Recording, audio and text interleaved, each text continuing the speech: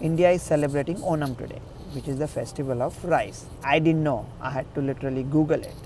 And as a G20 leader, India is telling the other nations of the world that if you have a resource, look at it as if you are the custodian for the whole world and not your own country. But few days ago, India took a decision to ban the export of cheap rice from India. India has a 40% share of the rice export.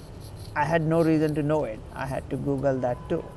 Let's see what would be the consequences for everybody involved. Poor people in the poor countries of the world desperately depend upon cheap rice coming from India. As it is, the inflation is high, so these poor people are going to starve. Indian farmers may not necessarily get higher price for their cheap rice because the buyers in India already know, the stockbrokers, that these farmers have nowhere to go. So they may not offer them the higher price.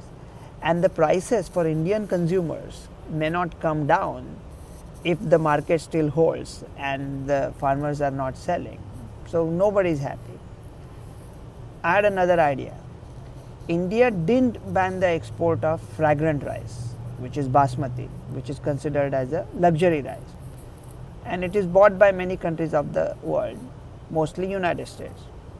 What India could do is keep the cheap rice export going, put a tax on the export of fragrant rice, the luxury rice which US buys, and that tax will of course be passed on to the consumers by the farmers, which is fine. And Indian government uses that tax as a subsidy to reduce the prices of rice locally for Indian consumers. What does that do? First, poor people in the world still continue to get the cheap rice from India, so they don't starve. The Indian farmers will be able to sell their fragrant rice at a higher price. From that tax, maybe they can make 1 or 2%, which is fine, they'll make some money too.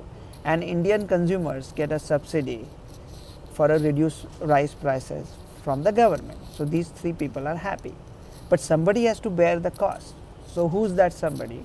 Of course, the US consumer. The US consumer will be bearing the cost of that. And that might be okay for two reasons. One is US consumers are used to shouldering such responsibility.